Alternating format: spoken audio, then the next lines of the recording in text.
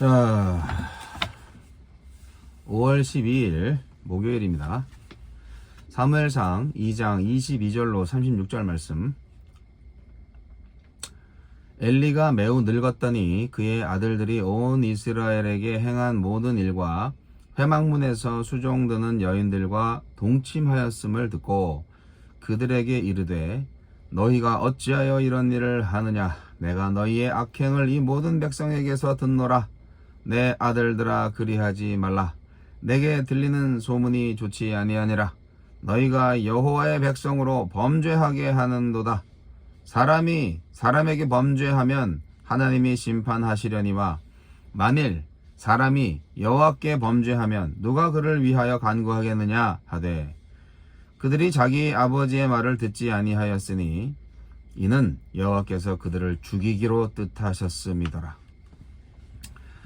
이 사무엘이 점점 자라매 여호와와 사람들에게 은총을 더욱 받더라. 하느님의 사람이 엘리에게 와서 그에게 이르되 여호와의 말씀에 너희 조상의 집이 애굽에서 바로의 집에 속하였을 때에 내가 그들에게 나타나지 아니하였느냐? 이스라엘 모든 지파 중에서 내가 그를 택하여 내 제사장으로 삼아 그가 내 제단에 올라 분향하며 내 앞에서 에봇을 입게 하지 아니하였느냐? 이스라엘 자손이 드리는 모든 화제를 내가 네 조상의 집에 주지 아니하였느냐? 너희는 어찌하여 내가 내 처소에서 명령한 내 제물과 예물을 밟으며 내 아들들을 나보다 더 중히 여겨 내 백성 이스라엘이 드리는 가장 좋은 것으로 너희들을 살찌게 하느냐? 그러므로 이스라엘의 하나님 나 여호와가 말하노라. 내가 전에 네 집과 네 조상의 집이 내 앞에 영원히 행하리라 하였으나 이제 나 여호와가 말하노니 결단코 그렇게 하지 아니하리라. 나를 존중히 여기는 자를 내가 존중히 여기고 나를 멸시하는 자를 내가 경멸하리라. 보라, 내가 네 팔과 네 조상의 집 팔을 끊어 네 집에 노인이 하나도 없게 하는 날이 이를지라. 이스라엘에게 모든 복을 내리는 중에 너는 내 처소의 환난을 볼 것이요 내 집에 영원토록 노인이 없을 것이며 내 제단에서 내가 끊어버리지 아니할 내 사람이 내 눈을 쇠잔하게 하고 내 마음을 슬프게 할 것이요 내 집에서 출산되는 모든 자가 젊어서 죽으리라. 내 두 아들 홈니와 비느하스가 한날에 죽으리니 그 둘이 당할 그 일이 내게 표징이 되리라. 내가 나를 위하여 충실한 제사장을 일으키리니 그 사람은 내 마음 내 뜻대로 행할 것이라. 내가 그를 위하여 견고한 집을 세우리니 그가 나의 기름 부음을 받은 자 앞에서 영구히 행하리라. 그리고 네 집에 남은 사람이 각기 와서 은 한 조각과 떡 한 덩이를 위하여 그에게 엎드려 이르되 청하노니 내게 제사장의 직분 하나를 맡겨 내게 떡 조각을 먹게 하소서 하리라 하셨다 하니라. 나를 멸시하는 자를 경멸하리라. 무서운 말씀이죠. 네. 엘리와 그 가문은 엘리의 아들들의 악행을 방관했고 부당한 이득을 공유했습니다. 하나님의 선지자는 엘리의 아들들과 그 가문에 돌이킬 수 없는 심판을 선고합니다.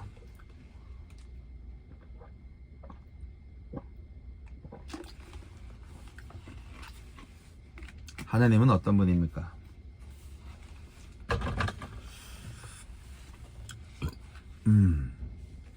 행동을 달아보시는 지식의 하나님께서 하나님보다 아들들을 더 무겁게 여긴, 그러니까 중하게 여긴 엘리의 집을 가볍게 여기실 것입니다. 경멸하실 것입니다. 영원히 제사장으로 섬기게 하려던 계획을 철회하십니다. 가문에서 노인을 볼 수 없을 만큼 사람들이 단명할 것이고 가까스로 살아남은 자손이 있더라도 그는 엘리의 마음을 아프게 할 것이며 엘리의 두 아들은 한날에 죽을 것입니다. 엘리의 제사장직도 하나님의 마음과 뜻을 따라 행하는 다른 제사장으로 대체될 것입니다.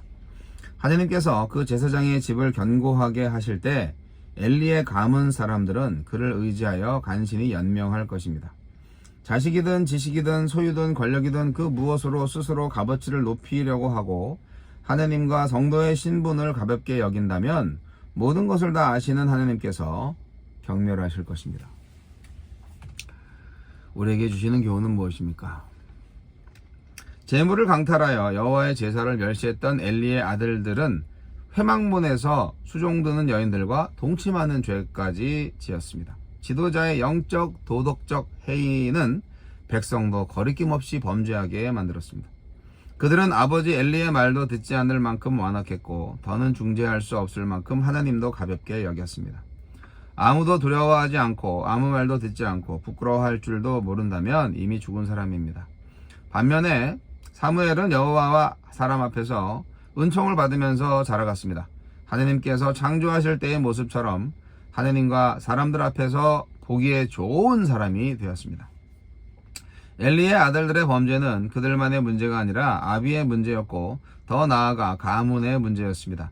엘리는 최선을 다했는데 자녀들이 따르지 않은 게 아닙니다. 엘리와 가문은 제사장 가문의 축복을 하찮게 만들었습니다. 엘리는 아들들이 가져온 부당한 재물을 거절하지 않고 그것을 자신과 가문을 살찌우는 데 썼습니다. 그러니 자식의 악행을 책망할 권위가 섰을 리 없습니다. 부모의 참된 권위는 자식을 향한 눈먼 사랑이 아니라 하느님을 경외하는 삶에서 나옵니다. 주여, 아버지 하느님보다 더 중히 여기는 것이 없도록 믿음을 주소서. 엘리 제사장이 참 바보 같은 아버지. 제가 자다 깨가지고 정신이 없네.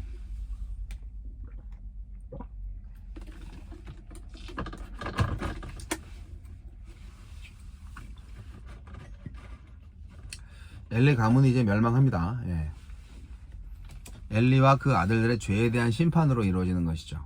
뭐 죄가 너무 많아가지고 정말 제사장이 이럴 수가 있나? 야. 그 담임 목사님이 그 교회 간사하고 이렇게 잠자리를 같이 했다 뭐 이런 얘기가 뉴스에 나오면 정말 황당하지 않겠어요? 예. 참 이런 게 성경에 기록되어 있다는 것도 참 성경이 대단하다. 다시 한번 느끼고요. 그리고 이 엘리가 뭐 혼을 냈겠죠, 아들들에 대해서. 하지만 솜방망이 처벌을 한 거죠. 그리고 그들이 부정축기 한 거를 어쨌든 받아들였잖아요. 같이 논아 먹었어요. 그러니까 아버지도 공범이야 그랬을 거 아니에요. 아이고, 망할 집안 맞네요. 엘리가 물론 핑계거리가 있죠. 엘리가 늙었어요. 예, 매우 늙었죠. 4장 15절에 보면은 98세에 죽었다고 나오는데요.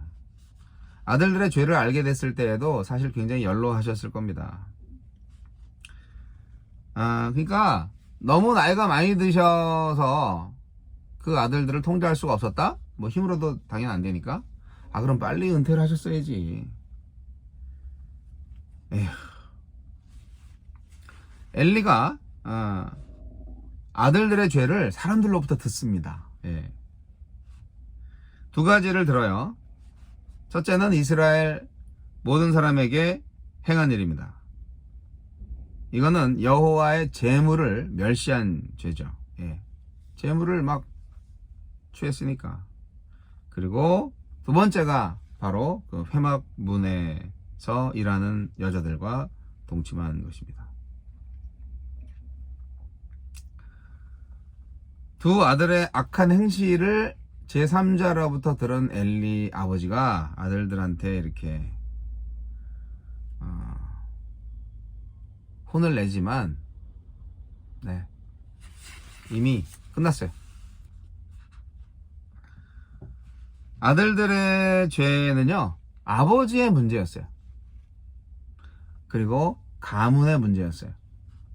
하나님은 엘리가 자식들의 악행에 대해서 할 만큼 했으니까 그도 어쩔 수 없다고 사면하지 않으셨습니다.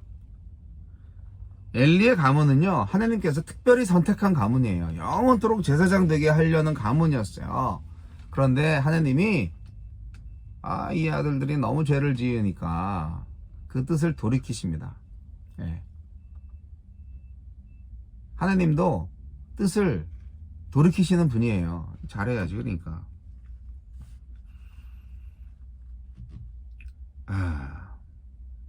결국 행동을 달아보시는 하나님께서,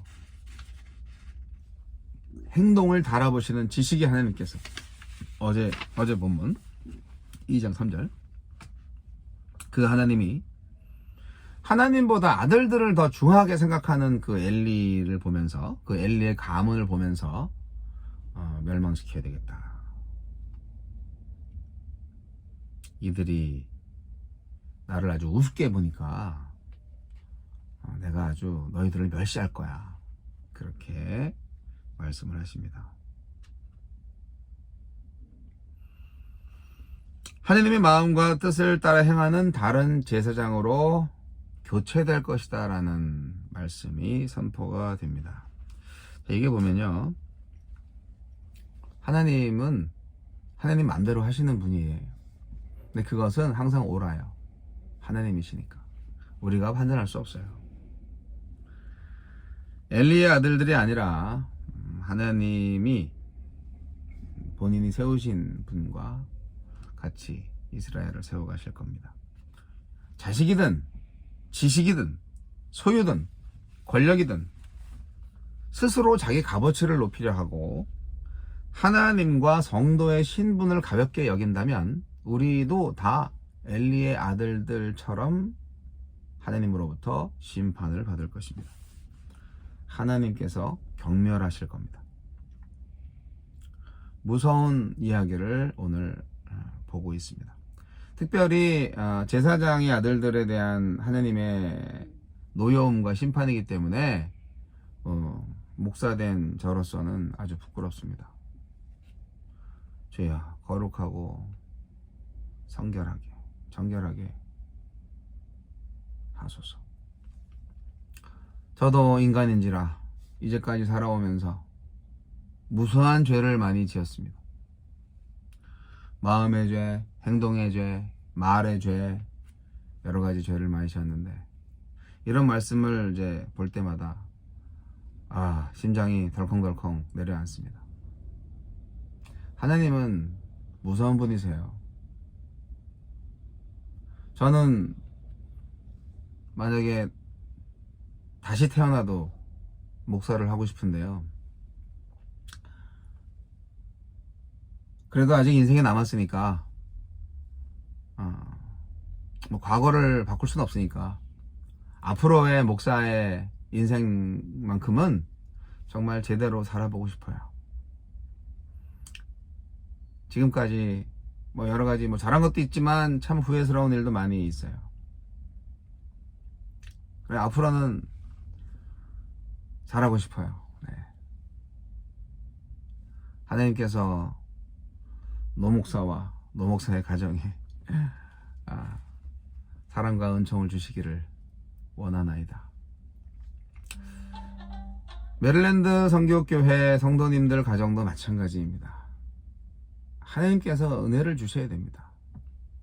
하나님이 붙잡아 주시지 않으면 아무리 공부를 열심히 하고 아무리 돈을 많이 벌고 그래도요, 되는 일이 없어요.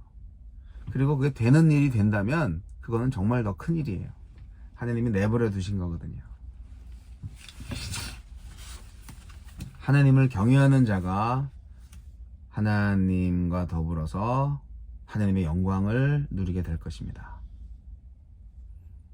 하나님을 두려워하고 하나님을 예배하고 하나님이 나의 인생의 최고이신 분이다. 모든 최종적 권위는 하나님이시다. 실제로 그분의 권위를 인정하며 그분의 주권을 인정하며 그분의 말씀에만 우선적으로 순종하고자 결단하고 행하는 하나님의 백성이 될 때 그 가정이 복을 얻을 것입니다. 영원히. 그리고 하나님으로부터 사명도 받고 그래서 하나님을 위해서 제대로 일도 할 수 있을 것입니다.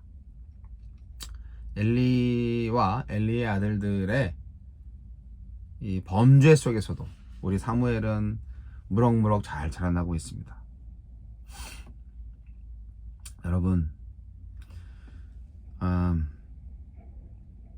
하나님이 찍으시면요, 진흙탕 속에서도